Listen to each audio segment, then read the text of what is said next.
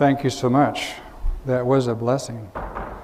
It's been a blessing from the whole beginning of the service with Lisa and Caleb and Sally playing, and now this.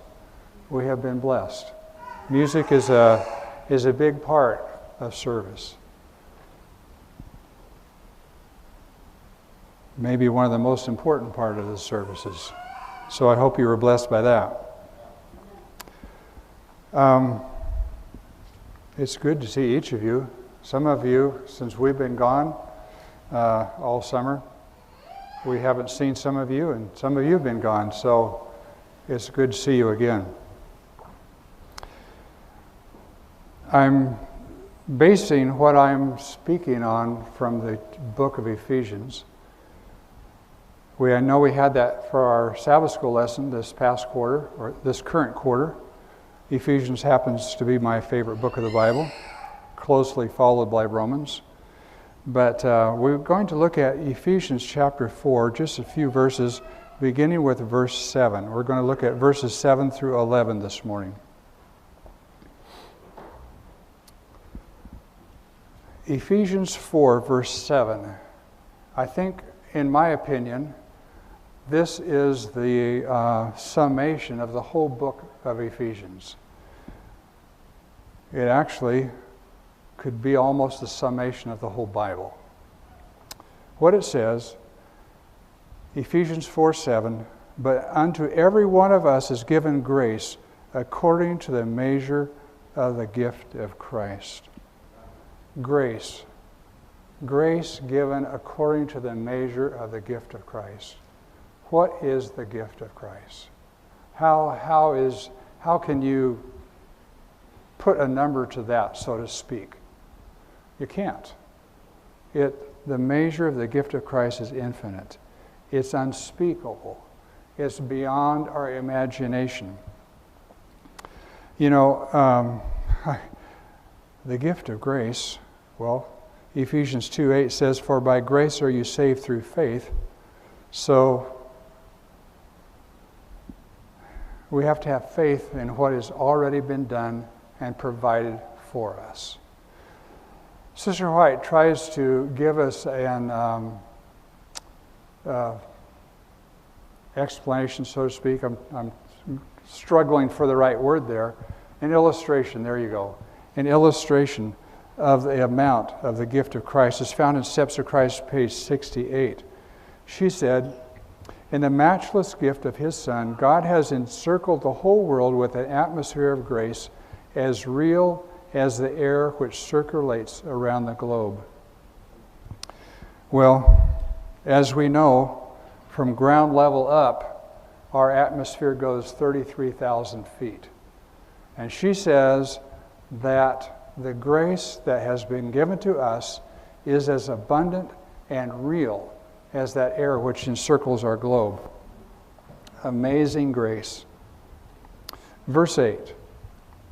"Wherefore He hath said, when He ascended up on high, He led captivity captive, and He gave gifts unto men."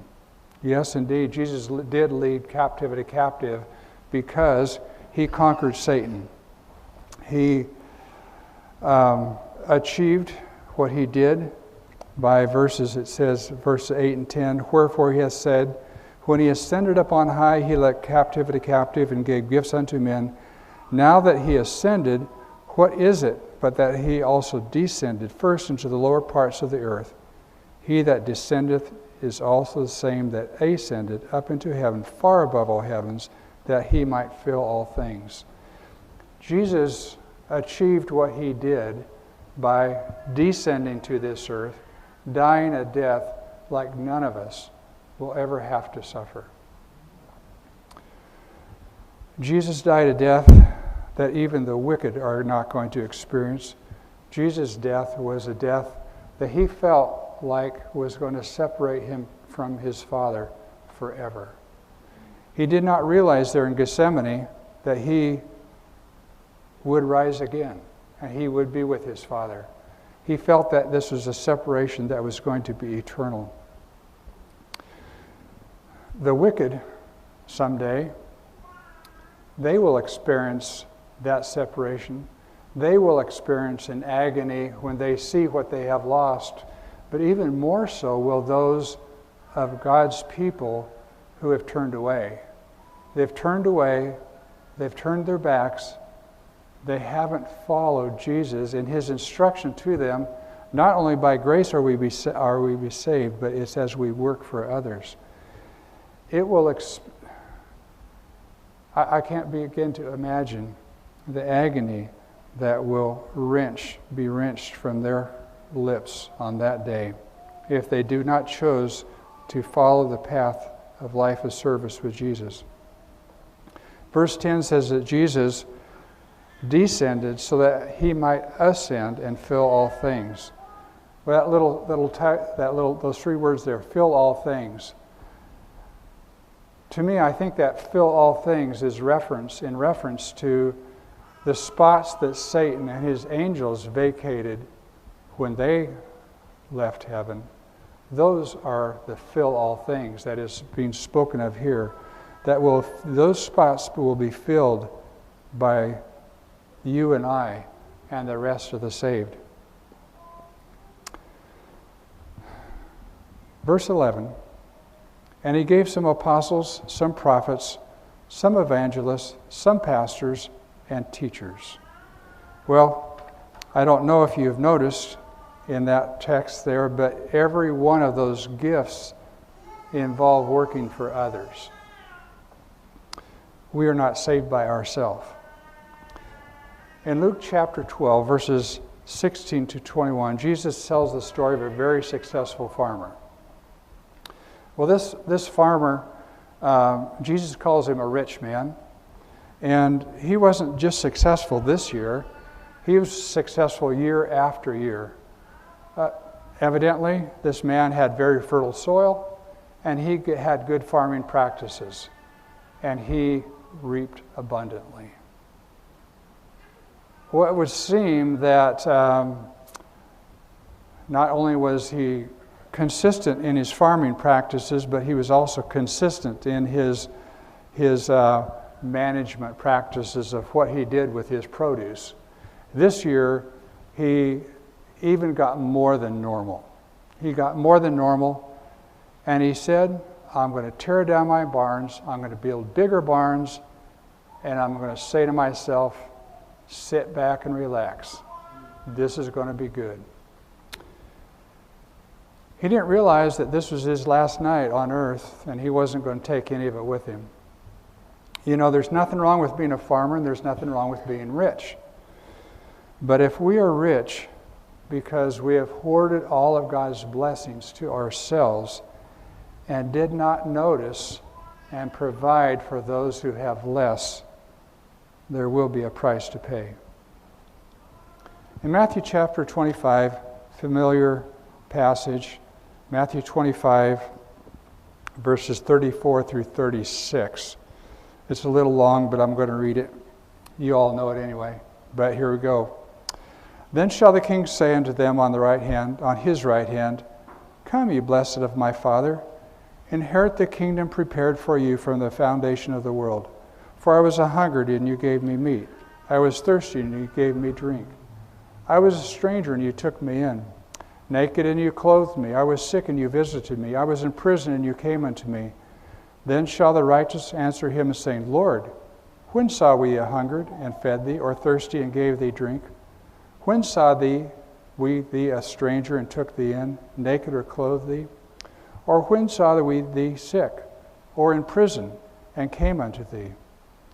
And the king shall answer and say unto them, Verily I say unto you, inasmuch as ye have done it unto one of the least of these my brethren, ye have done it unto me.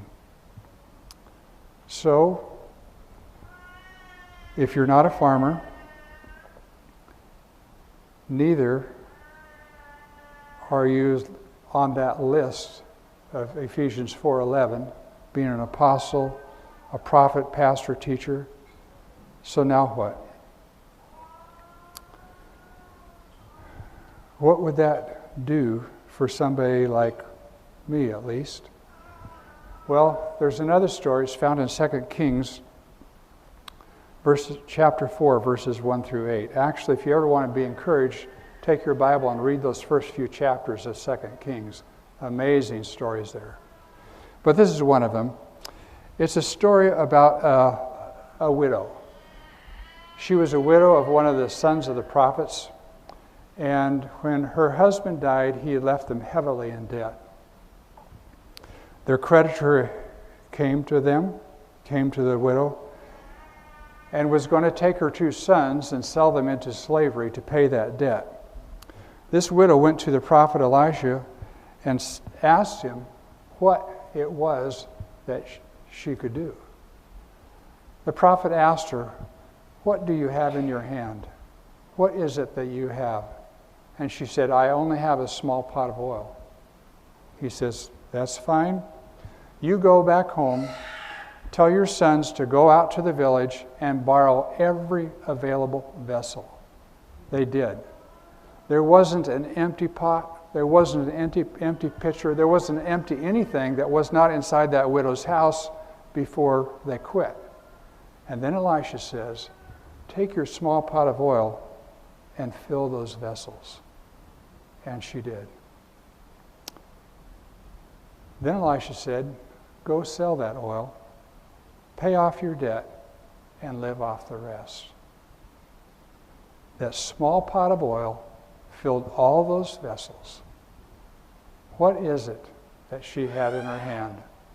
Only a pot of oil, only a small pot. What is in your hand? On June 23 of 2018, there were 12 boys and their coach who went exploring into a cave. And they ended up trapped deep inside that mountain.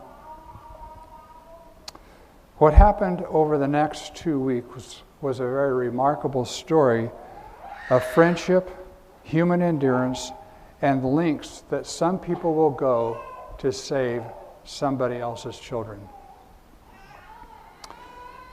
Well, when these young boys had finished their soccer practice for the day, they got on their bicycles and they pedaled through the rice fields, rice paddies, and they paddled. I don't know if you paddle a bike or not. I think you pedal it. They pedaled up the mountainside up to a small rural county park. They got off their bikes, they left them at the mouth of the cave, and they went on in. The cave's name was Tham Luang. Now, I may have pronounced that wrong, but that's what it would be for today. Well, anyway, these boys, they had often ventured into the cave, and they were in high spirits as they clambered up into the cave with just their flashlights. They didn't take anything else with them because they were only planning to be gone an hour. Well, in Thailand, the monsoon season starts in July, and this cave goes from innocuous to extremely dangerous. This cave can flood up to 16 feet during the rainy season, and it should only be entered from November to April. As you remember, I just said this is June 23. Well, the monsoon rains seemed like they were coming a little early that year. When the boys did not return home on time, their parents became alarmed, and the neighbor said that they had seen the boys heading up toward this county park. So the parents rushed up there to the park, to the cave entrance, and sure enough, there were the boys' bikes, there were their backpacks, and of course, no boys. Deep inside the cave, the boys and coach had found themselves in trouble because it had been raining for a few days, and this was a limestone mountain. And limestone has cracks and crevices, and the rain was filtering in through those cracks and crevices and filling up the cave. As they ventured in, they were caught off guard by a flash flood that blocked their exit. To get away from all that rain, all that water, they went deeper into the cave. The boys eventually found themselves marooned on a small outcropping of rock. It was a rocky shelf. It was 4 kilometers back into the cave. It was far past a dry place that was normally called Pattaya Beach, but now Pattaya Beach was flooded with water. They had no food. They did have drinkable water because the rain was dripping through the cracks in the rock. It was dark. They had their flashlights. They did have enough for an air for a while because of all those cracks in the porous rock. Well, outside the cave, a full-blown rescue effort was initiated. Authorities called in the elite Navy SEALs, the National Police, and other rescue teams, and local volunteers also pitched in. Well, exploring the cave was a really challenge, and the Navy divers, few of them or none of them had any experience in cave diving. The weather became merciless. The heavy monsoon rains were just pouring down, and the water level in the cave was rising. Engineers tried to, they put up some pumps. They were trying to pump the water out of the cave. The people went up on the mountainside. Any crevice they found, they would sandbag it, cover it with tarps, trying to keep the water from running into the cave, but nothing really was happening that was of any use. The sense of community soon began to spread, and the story gained the nation's attention. Volunteers came from all over Thailand to help. Thai social media lit up with expressions of love and support. But it's going to get bigger because the first international team showed up on June 28. The U.S. Air Force rescue specialists were there. Cave divers from the UK, Belgium, Australia, Scandinavia, and many other countries. Over the next few days, the Thai cave divers, they faced a constant battle with the elements. They had to swim against a very strong current of water. And the flood was rising inside that cave. Well, Sunday, July 1st, there was some progress that was made. The divers reached a large cavern that was later going to be dubbed Chamber Number 3. And this cavern was going to serve as a key base for the divers. The next day, 2 men finally reached Pattaya Beach, but as I already said, it was flooded with water. They continued on. Then a few hundred meters farther in, they found an air pocket. And as they were hoping, sure enough, as they swam through that air pocket, they came to the other side, and their lights lit up that rock outcropping. And those boys had seen the lights from the divers, and they were all lined up on the outcropping of rock. The divers asked them, "How many of you are there?" And the reply was 13. They could not quite believe their eyes. All 13 were safe and sound. Those 2 divers spent time with the boys trying to encourage them. They left some of their lights with them, and they promised they'd come back soon with food. Well, that extraordinary account that was recorded on the divers' cameras was posted online, and jubilation was instant and worldwide. The parents' boys were especially jubilant. They looked at their boys. They were thinner, but they were in relatively good shape. The boys and their coach were quickly joined by an Army, or I should say a military medic, and Navy SEAL divers that would stay with the boys for the rest of their encounter. Now rescuers set about to try to find out some way to extract these 13 boys, and 12 boys and their coach. Some of them could not even swim. As I said, they were 14 kilometers back into that cave. It was terrible water, rushing water, and some of the channels that they had to get through were so narrow that the divers would have to take their tanks off and put their tanks ahead of them in order to get through these narrow channels. Well, the discovery of those children deep in this cave catapulted this tiny town into international spotlight. A small makeshift town erupted there in that rural park at the mouth of the cave. Food stalls were set up. Some were actually staffed by members of the Thai Royal Kitchen, and they served free drinks, hot noodles, chicken, rice. No job was too small. As I said, it was a small county park. The outhouses were way too small, and they became very dirty and stretched way beyond capacity, so people began to clean them. Workers needed to get up and down the mountain, so drivers offered free lifts. Rescuers were covered in mud, so a local laundromat cleaned their clothes every night. A plan was devised to get these boys and their coach out. It was a very risky plan. What they actually did was anesthetize these boys and their coach. One at a time, they anesthetized them and took them out, one at a time, out of the cave.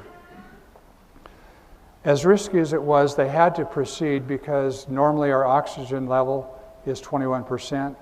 In the cave back there where they were, the oxygen level had dropped down to 15%. So time was running out. So it was time to launch what would later be described as a superhuman rescue effort. It involved nearly 100 Thai divers and other foreign divers. It was an astonishing feat.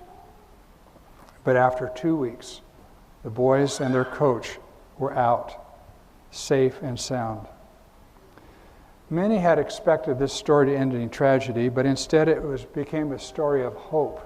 It became a story of survival. It became a story of their parents and these boys reunited. It was a story of ordinary people from all over the world coming together to northern Thailand, to a tiny little town up there, to save 12 boys and their coach. All these people to save someone else. I wanted to tell that because I think there's a real parallel there. It's a story of ordinary people. It's a story of farmers who allowed all that water from the cave to be pumped out of the cave, down the mountainside, into the rice paddies to destroy their entire crop for that year. It's a story of divers who risked their lives. It's a story of one diver who lost his life. It's a story of villagers who provided food. It's a story of villagers who cleaned toilets, provided laundry service to wet, cold, muddy divers. It's a story of everyone pitching in whatever they had for the saving of those 12 boys and their coach, simply by using whatever they had in their hands. 2 Kings chapter 6, verses 1 through 7 is another story of Elisha. The story is at the school of the prophets. The school had become way too small for the students there, and one of the young men suggested to Elisha that they go to the Jordan River and they cut timber so that they could build onto the school. Well, Elisha not only agreed to their plan, but he went with them. As they were down there at the Jordan, one of the young men's axe heads came off his handle and flew into the Jordan River. Well, obviously, the Jordan River there was deep. Otherwise, he would have hopped right in and retrieved it. Well, not only was the Jordan deep, but the water was muddy and dirty. We know that by the story of Naaman, because Naaman initially refused to go and bathe in the Jordan River because it was so dirty. So the Jordan was deep and it was dirty. The young man appealed to Elisha, and Elisha used just what was available. He used what was in his hand. He used a twig, an insignificant twig, to retrieve an iron axe head. What do you have in your hand? I want to read to you a story. I don't normally do all these stories, but this is with stories with a point. I hope you will not be offended. It's a story from Dick Dirksen. I know Dick well. These are all true stories because he goes to great effort to research them. And so this story is called Miss Azalea's Funeral. Miss Azalea, single and never married, lived in a couple of tiny love-filled rooms above her small shop, a store stocked with simple things that people might want to buy without having to walk long distances to the big market. Her home was known as a safe place. Her kitchen was a haven where the soup was hot and flavored with love. On the day of her funeral, the pastor stood near the pulpit and watched as mourners streamed in. Stone steps, old steps, chipped and worn by decades of worshipers, led from the street to the church's wide wooden doors. Two deaconesses, soft white gloves, the only non-black in their worship uniforms, led members and guests to empty chairs until all the seats were filled. Most of them were mourners, were members, but there were also other folks from the street around the church, random people who had learned about love from Miss Azalea. Two front rows remained empty, roped off, reserved for a very special group who were to be ushered into their places as the music began to play. They arrived as individuals, some with friends, many with small children, each filling a place of honor, sitting as close as possible to Miss Azalea. A skilled choir sang hymns, the same ones that Miss Azalea had sung as a part of so many worship services. The congregation's vibratos, enhanced by the loss of a fine friend, joined the choir, lifting the music so strongly that the walls bulged outward and the ceiling opened wide enough so all heaven could hear. After much singing, loud praying, more singing, the pastor, his special robes moved with the Spirit, walked slowly to a wooden pulpit the size of a small ship. The sanctuary was silent now, prepared to hear the worst. "She's gone," the pastor began. "The evil cancer finally took her from us, but even as her physical health dimmed, the light of Miss Azalea's love stayed bright. We're all going to miss her." Sobs rose from the congregation, echoing off ancient brick walls. She was family. We all knew Miss Azalea very well, and each of us loved her as she loved us. The church was filled with amens, hallelujahs, and loud cries of "Thank you, Jesus," all mixed with tears of deeply felt loss. As we all know, Miss Azalea's greatest desire was to have children, a dream she never achieved. The church again erupted in affirmations and sorrows. Then the pastor raised his arms to quiet his flock. However, he smiled. Miss Azalea did not bury her talent of motherhood, but instead she chose from among us 21 children, 21 motherless children, 21 fatherless children, 21 children who lived in the gutters of our city, 21 children who needed love, 21 children who were given God's gift of a mother's love, 21 children who learned about God's love in Miss Azalea's home, 21 of God's children whom he loaned to her so that they could become Miss Azalea's children. The pastor waved his arms toward the front rows and bowed to the special guests. It was a long time before the congregation settled back into their seats from praising God, praising Miss Azalea, all 21 children and each other. When only a light roar remained, the pastor continued. Today, as the most important part of this service of love and worship, all 21 of Miss Azalea's children have come to tell us about their mother. One by one they came forward, each telling stories most everyone remembered. Nothing new here, for Miss Azalea had loved each of these children within the safety of this congregation. When 20 children had told their stories, the pastor waved for the choir to sing another hymn. The choir, robed in gold, sang as if Gabriel and a legion of angels were singing along. As the music died away, Cindy stood, number 21. Mrs. Elia's youngest child. She didn't come alone. Beside her stood a small girl holding tightly to her mother's hand. My name is Cindy, and I am Mrs. Elia's 21st child, she began, as everyone leaned forward as if eager to hear their favorite story repeated again. Mrs. Elia found me one night behind a trash dumpster. I was huddled in a large cardboard box. The night was cold, very cold. I had just given birth to my tiny baby girl, all by myself in my cardboard box, and was terrified about what to do next. I needed a hit of heroin, and I also knew I needed some clean rags and water and diapers. But I had nothing clean, no water, no money to buy anything. I lay there trying to get up enough courage to go out into the cold and find a man who might pay me money enough so that I could buy a few diapers. The church was hushed in that terrifying pause that comes just before a huge storm flattens your house. Mrs. Elia must have known, for she found me there, right then, arrived with a clean blanket and warm water. Come with me, daughter, she invited. Then Mrs. Elia carried me and my baby down the street, up the stairs to her house. It was clean, the most beautiful place I had ever seen. She filled her bathtub with warm water, washed my baby, washed me, put clothes on us, and delicious food in us. All the time she was singing and loving us like we were real people of value.